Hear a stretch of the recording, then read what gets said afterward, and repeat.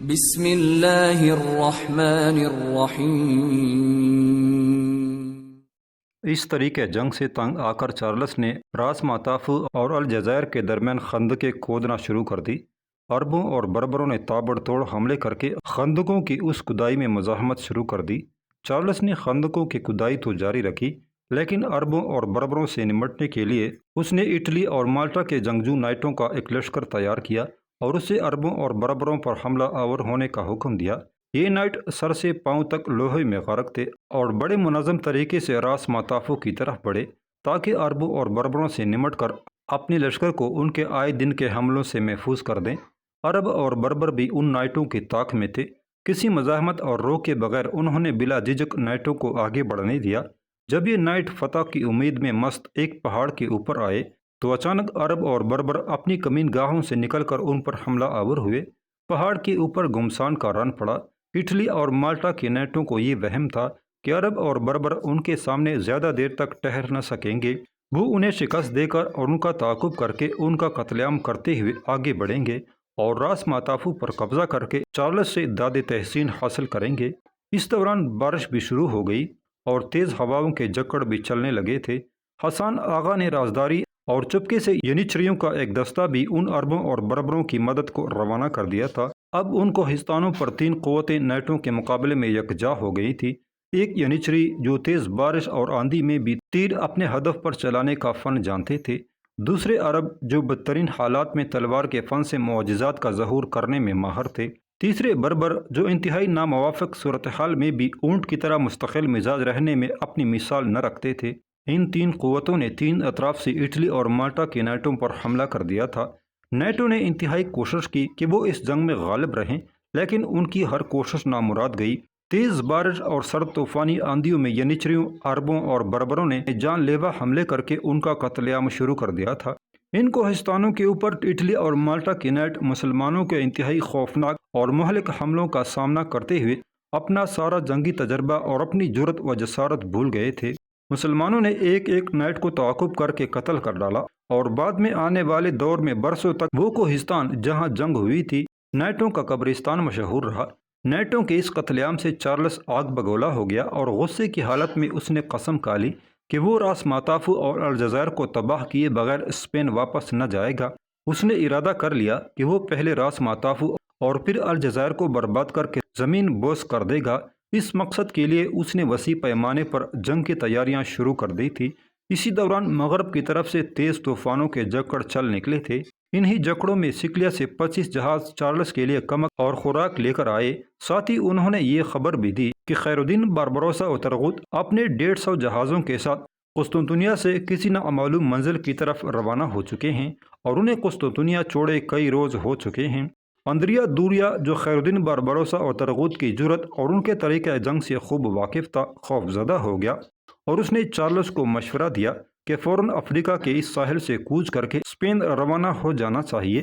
اگر خیر الدین اوترغوت آ پہنچے تو ہماری حالت بدترین ہو کر رہ جائے گی۔ چارلس کے بیٹے فلپ اور اس کے داماد اور ہالینڈ کے ڈیوک نے اندریا دوریا کی اس فیصلے کو جلد بازی پر محمول کیا اور چارلس کو اکسایا کہ وہ افریقہ کے ساحل پر جمع رہے۔ خیر الدین باربروسا اوترغوت اگر ادھر آ گئے تو وہ الجزائر پر قبضہ کرنے کے علاوہ ان دونوں کو عبرت خیز شکست دے کر بحیرہ روم میں ان کا طلسم ختم کر دیں گے۔ اس کے بعد سلطان سلیمان کو یورپ کی سرزمین سے نکال باہر کرنا ان کے لیے اتنا دشوار نہ رہے گا۔ چارلس واقعی ان کے مشورے پر عمل کرنے کی حماقت کر بیٹھا۔ اپنی جنگی تیاریاں مکمل کرنے کے بعد ایک بار اس نے راس ماتافو یا الجزائر پر قبضہ کر لینے کے لیے تیز طوفانی حملے کیے، لیکن قاضی جریر اور حسان آغا کی سرکردگی میں عربوں، ترکوں اور بربروں نے اس کے حملوں کو بری طرح سے ناکام بنا دیا تھا۔ پھر ایک روز مغربی سمندری جکڑوں کے علاوہ چارلس پر ایک اور قیامت ٹوٹ پڑی، وہی قیامت جس کا انتظار اندریا دوریا بڑی بے چینی اور خوف و ہراس میں کر رہا تھا۔ ایک صبح جب وہ بیدار ہوئے تو انہوں نے دیکھا مشرق اور شمال کی طرف سے خیر الدین باربروسا اور اوترغوت ان کے بحری بیڑے کو گھیرے کھڑے تھے۔ ابھی تک انہوں نے اپنے حملوں کی ابتدا نہ کی تھی۔ اندریا دوریا کھلے سمندر میں خیر الدین باربروسا اور اوترغوت کو دیکھ کر پریشان ہو گیا۔ چارلس کے بیٹے فلپ، اس کے داماد اور ہالینڈ کے ڈیوک پر کوئی اثر نہ ہوا، اس لیے کہ ان کا واسطہ خیر الدین اوترغوت سے پہلے کبھی نہ پڑا تھا۔ الجزائر کے لوگوں اور راس ماتافو کے قبائلی عربوں اور بربروں کو جب خبر ہوئی کہ ان کے امیر خیر الدین باربروسا اور ترغوت اپنی بحری بیڑے کے ساتھ پہنچ گئے ہیں تو وہ اپنے گھروں سے گلی کوچوں میں نکل آئے اور خوشی کا اظہار کرنے لگے۔ چارلس فی الوقت الجزائر اور راس ماتافو کو فراموش کر بیٹھا۔ اس نے اپنی ساری توجہ اب خیر الدین اور ترغوت کو شکست دینے پر مبذول کر لی تھی۔ اس نے اپنے بیٹے فلپ اور داماد کو اپنے ساتھ ساحل پر رکھا، جبکہ اندریا دوریا اور ہالینڈ کے ڈیو کو اس نے خیر الدین اور ترغوت کو مار بگانے پر مامور کیا۔ خیر الدین ساحل کے ساتھ ساتھ لشکر کے آدھے حصے کے ساتھ ان کے مشرق میں تھا، جبکہ لشکر کے دوسرے آدھے حصے کے ساتھ شمال میں کھلے سمندر میں ترغوت تھا۔ اندریا دوریا بادل ناخواستہ خیر الدین کی طرف بڑھا۔ وہ جانتا تھا کہ خیر الدین کو وہ زیر نہ کر سکے گا اور اس جنگ کا انجام کیا ہوگا، تاہم وہ چارلس کے احکامات کا اتباع ضرور کر رہا تھا۔ ہالینڈ کا ڈیوک، جس کا واسطہ اس سے قبل کسی جنگ میں خیر الدین اور ترغوت سے نہ پڑا تھا، جنگلی سانڈ کی طرح ہنکارتا ہوا ترغوت کی طرف بڑھا تھا۔ اس کی کمان میں ترغوت کی نسبت دگنا بحری بیڑا تھا اور وہ اس قدر شجاعت اور استقلال کا اظہار کر رہا تھا کہ وہ ایک قلعہ نما جہاز میں اپنے بیڑے کے آگے آگے شمال کی طرف بڑھا۔ دوسری طرف ترغوت بھی حملہ آور ہونے کو آگے بڑھا تھا۔ اسے یہ بھی خبر ہو گئی تھی کہ ہالینڈ کا ڈیوک حملہ آور بیڑے کی پیشوائی کر رہا ہے۔ ترغوت نے اپنے چوڑے پیندے کے ان جہازوں کو آگے رکھا جن سے وہ دشمن کے جہازوں سے ٹکرا کر روکنے کا کام لیتا تھا۔ ایسے ہی ایک جہاز میں وہ خود بھی سوار تھا۔ جب دونوں بیڑے ایک دوسرے کے سامنے آئے اور جنگ کا آغاز ہوا تو ہالینڈ کا ڈیوک للکار کر اپنی لشکریوں کو مسلمانوں کا قتل عام کرنے کی ترغیب دینے لگا تھا، جبکہ ترغوت نے بڑی خاموشی، نہایت رازداری سے جنگ کی ابتدا کی تھی۔ مسلمان ملاح اپنی ڈالیں اور تلواریں سونتے اپنے جہازوں سے دشمن کے جہازوں میں کود کر اپنی تلواروں کے طلسمات سے زندگی موت کا کھیل شروع کر چکے تھے۔ ترغوت اپنے جہاز کو اس جہاز کے قریب لایا جس میں ہالینڈ کا خونی اور خونخوار ڈیوک سوار تھا، اور اپنے ساتھی ملاحوں کے ساتھ وہ اس کے جہاز میں کود گیا تھا۔ ترغوت کے بائیں ہاتھ میں ڈال اور دائیں ہاتھ میں اپنا 4 منہ کا وزنی بحری کلہڑا تھا، اور وہ اس جہاز کے اندر اپنے سامنے آنے والے یورپی ملاحوں کو کاٹتا ہوا عرشے پر بنے اس چبوترے کے پاس جا پہنچا جس پر کڑا ہو کر ہالینڈ کا ڈیوک ناصر الصوت سے اپنی لشکریوں کو جنگ کی ہدایات جاری کر رہا تھا۔ ترغوت اس کے قریب آیا۔ ڈیوک نے بھی اسے خونخوار نگاہوں سے دیکھا کیونکہ وہ اس کے کئی آدمیوں کو کاٹ کر اس تک پہنچا تھا۔ اس کے کلہاڑے سے ابھی تک خون ٹپک رہا تھا اور اس کے چہرے پر عجیب سا جنگی جلال تھا۔ ہالینڈ کے ڈیوک نے اپنی تلوار لہرائی، ڈال پر اپنی گرفت مضبوط کی اور ترغوت کی طرف دیکھتے ہوئے اس نے پوچھا، کون ہو تم؟ تاکہ تمہارے مرنے سے قبل مجھے علم ہو کہ میرے ہاتھوں کون مارا گیا۔ کاش میرا مقابلہ مسلمانوں کے نائب امیر اور خیر الدین کے دست دراز دراگوت سے ہوتا، تو اس جہاز میں اس پر میں واضح کرتا کہ جنگ کیسے کی جاتی ہے اور دشمن پر تلوار کی ضرب کس طرح لگائی جاتی ہے۔ ترغوت نے غیظ و غضب کی حالت میں کہا، اے غلیظ انسان، میرا ہی نام ترغوت ہے جسے بگاڑ کر تم لوگ دراگوت پکارتے ہو۔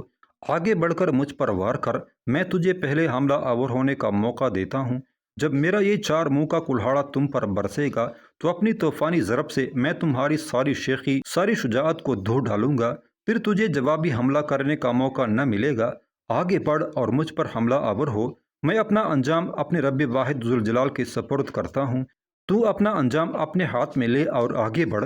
ہالینڈ کے ڈیوک نے آگے بڑھ کر ترغوت پر اپنی تلوار کا خطرناک وار کیا، جسے بڑی خوبصورتی کے ساتھ ترغوت نے اپنی ڈال پر روکا اور اپنا کلہاڑا لہرا کر اس نے جوابی حملہ کیا۔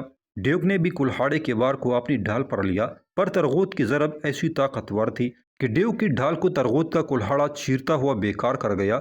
ڈیوک اپنی ڈال کو بیکار ہوتے دیکھ کر ابھی شش و پنج میں ہی تھا کہ ترغوت نے اس پر دوسرا وار کیا۔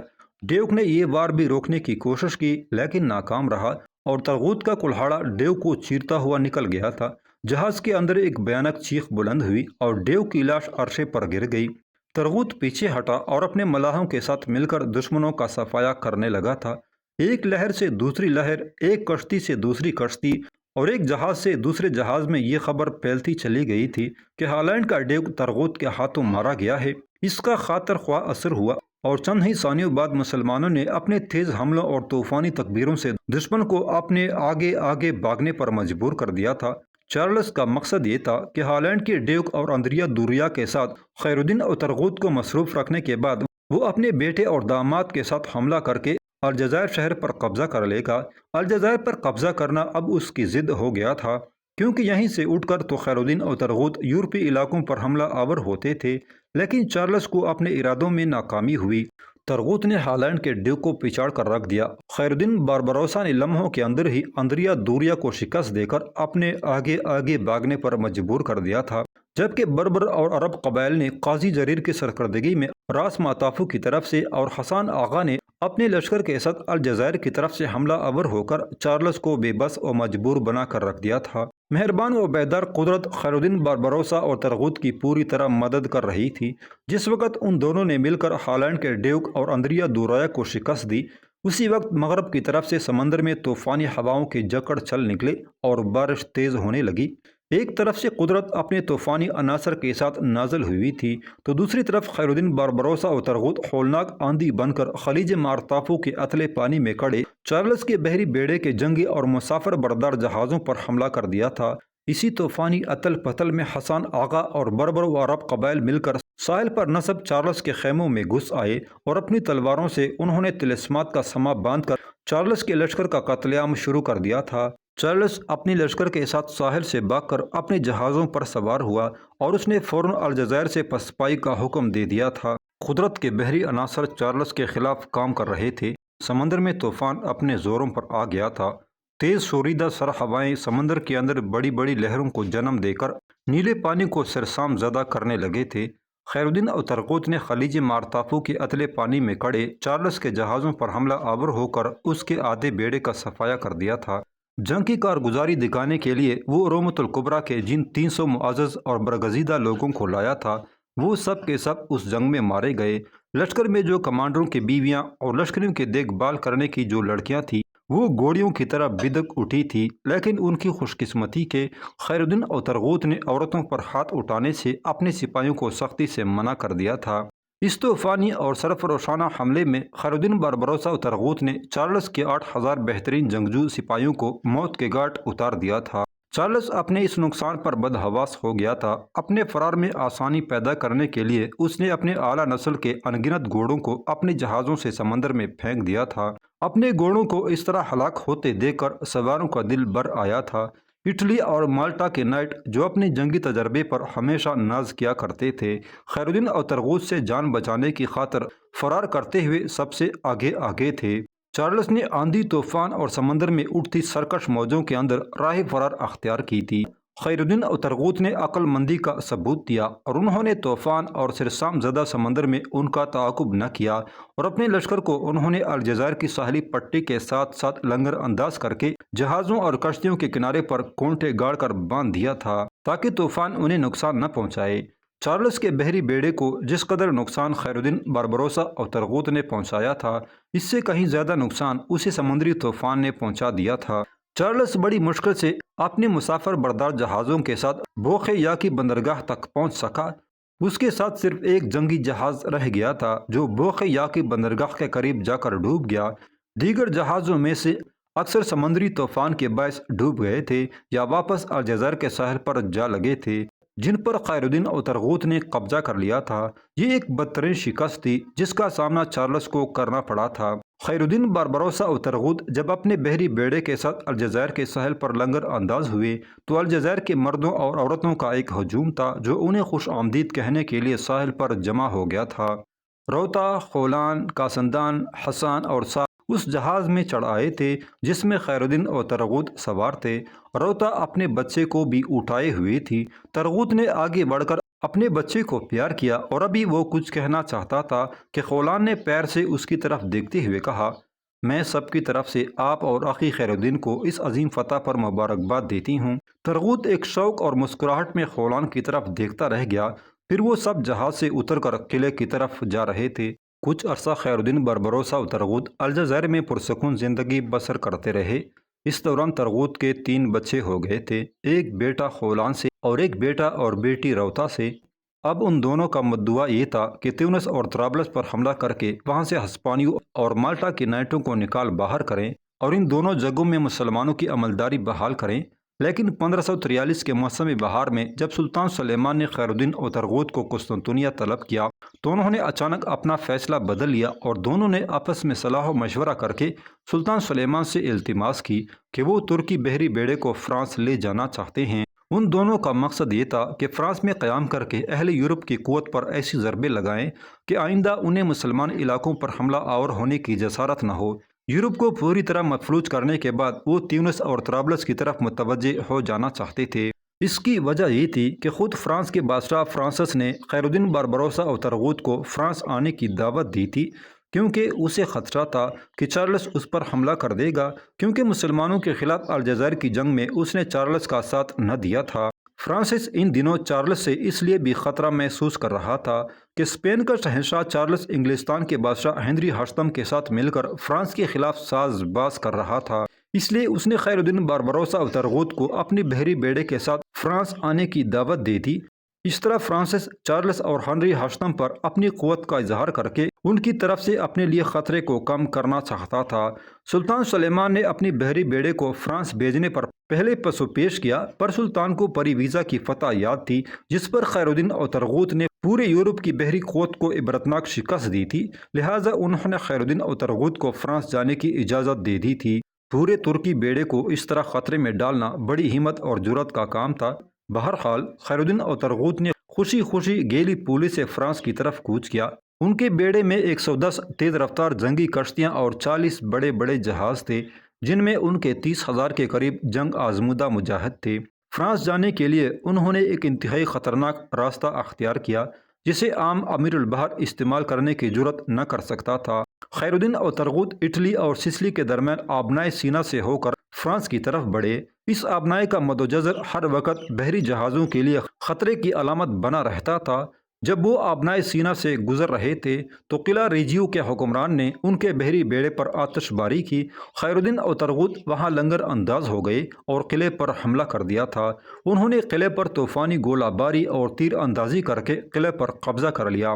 قلعے کے نصرانی حاکم نے اپنی حسین ترین لڑکی اس نیت سے خیر الدین باربروسا کے سامنے پیش کی کہ خیر الدین اس سے شادی کر کے اور اس کے بدلے اس کا قلعہ اسے واپس کر دے۔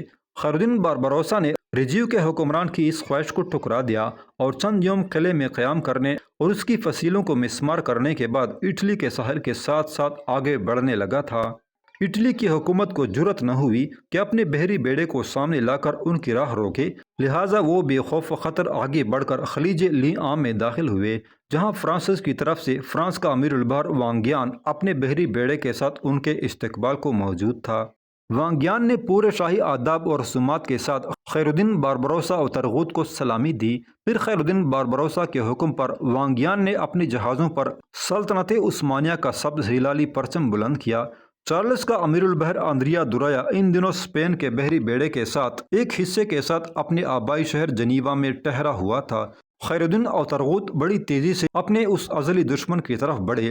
اندریا دوریا کو خبر ہوئی کہ مسلمانوں کا بحری بیڑا اس کی طرف آ رہا ہے تو وہ اپنی بحری بیڑے کے ساتھ بھاگ کھڑا ہوا اور شمال میں اسپین کی بندرگاہ بارسلونا میں جا کر پناہ لی۔ خیر الدین اوترغوت نے اندریا دوریا کا تعاقب کیا اور بارسلونا جانے کے بجائے انہوں نے چارلس کے شہر نیسن پر حملہ کر دیا۔ اس حملے میں ان عربوں نے بڑی سرگرمی کا مظاہرہ کیا جو ہسپانیہ سے نکالے گئے تھے، کیونکہ یہی سرزمین تھی جو ان سے چھینی گئی تھی، اور اس پر حملہ آور ہو کر وہ اب اپنے غصے اور اپنی تلخی کا پورا اظہار کر رہے تھے۔ چارلس نے ایک امدادی لشکر نیسن کی حفاظت کے لیے روانہ کیا، لیکن اس کے پہنچنے سے قبل ہی نیسن شہر میں مقیم ہسپانوی لشکر کو شکست دے کر خیر الدین اوترغوت نے شہر پر قبضہ کر لیا تھا۔ نیسن شہر سے ڈیروں مال غنیمت خیر الدین اوترغوت کے ہاتھ لگا، اور جس وقت چارلس کا امدادی لشکر نیسن شہر پہنچا تو وہ دونوں شہر کی فصیلوں اور قلعے کو مسمار کرنے کے بعد اپنے بحری بیڑے کے ساتھ وہاں سے کوچ کر گئے تھے۔ اب سرما اپنے زوروں پر آ گیا تھا۔ تیز و تند ہواؤں نے سمندر کو اپنی لپیٹ میں لے لیا تھا اور بحری سرگرمیوں کا موسم ختم ہو رہا تھا، لہٰذا خیر الدین اوترغوت اپنے بحری بیڑے کے ساتھ فرانس کی طرف پلٹے۔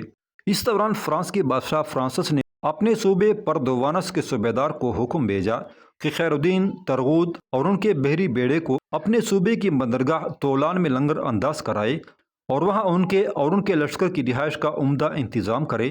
اس نے یہ بھی حکم بھیجا کہ طولان کی بندرگاہ میں مسلمان فرانسیسیوں کے مہمان ہوں گے اور ان کی رہائش و خوراک کے اخراجات ہمارے ذمے ہوں گے۔ پردوانس کے صوبیدار نے خیر الدین اوترغوت کے لیے طولون میں بڑا عمدہ انتظام کیا۔ طولون کی ساری فرانسیسی آبادی کو مارسی کے شہر کی طرف منتقل کر دیا تھا اور طولون کا پورا شہر خیر الدین اور اس کے لشکر کے لیے خالی کر دیا گیا تھا۔ فرانسیسیوں پر خیر الدین بربروسا اوترغوت کے نام کا ایسا لرزہ طاری تھا کہ وہ خود ہی بڑی صورت کے ساتھ شہر چھوڑ کر بھاگنے لگے تھے۔ خیر الدین بربروسا اوترغوت جب طولون کی بندرگاہ میں داخل ہوئے تو صوبیدار نے بنفس نفیس خیر الدین اوترغوت کی خدمت میں حاضر ہو کر ان کی ضروریات سے متعلق استفسار کیا۔ خیر الدین نے اسے صرف 2 احکامات جاری کیے۔ اولاً ان کے لشکریوں کے لیے خوراک کا عمدہ انتظام کیا جائے، ثانیاً کلیسا کی گھنٹیاں نہ بجائی جائیں۔ فرانسس نے خیر الدین اوترغوت کو ان کے بحری بیڑے کے ساتھ اپنی جنوبی بندرگاہ طولون میں اس لیے ٹھہرایا تھا تاکہ فرانس کے پورے جنوبی ساحل کی حفاظت ہو سکے اور چارلس انگلستان کے ہنری ہشتم کے ساتھ مل کر اس پر حملہ آور ہونے کی جرأت نہ کر سکے۔ طولون کی بندرگاہ اسپین سے نزدیک ترین تھی، لہٰذا اس علاقے پر چارلس کی طرف سے حملے کا خطرہ تھا۔ خیر الدین اوترغوت کو وہاں ٹھہرا کر فرانسس نے ایک لحاظ سے اپنے جنوبی ساحلوں کو حملہ آوروں سے محفوظ کر لیا تھا۔ پردوانس کے صوبیدار نے خیر الدین اوترغوت کو طولون کے اس محل میں ٹھہرنے کی پیشکش کی جس میں فرانس کا بادشاہ فرانسس آ کر قیام کیا کرتا تھا۔ خیر الدین بربروسا نے پہلے اپنے لشکر کو شہر کے خالی مکانوں میں آباد کیا، پھر اس نے ترغوت، صنعان اور سوالے کے ساتھ فرانسس کے محل میں قیام کیا۔ فرانسس کی طرف سے اس کے صوبیدار نے خیر الدین اوترغوت کے لشکر کی رہائش اور خوراک کا نہایت عمدہ اور پرتکلف انتظام کیا تھا۔ پھر خیر الدین بربروسا، ترغوت، صنعان اور سوالے نے آپس کے صلاح مشورے کے بعد یہ طے کیا کہ 1 ماہ لشکر کو مکمل آرام کرنے دیا جائے۔ اس دوران بحری ہوائوں کی تلخی میں کمی آ جائے گی۔ پھر خیر الدین بربروسا اوترغوت اسپین کے ساحل پر اور صنعان اور سوالے جزائر بیلیارک پر چھاپے ماریں گے۔ یہ جزیرے ہسپانیہ کی ملکیت تھے۔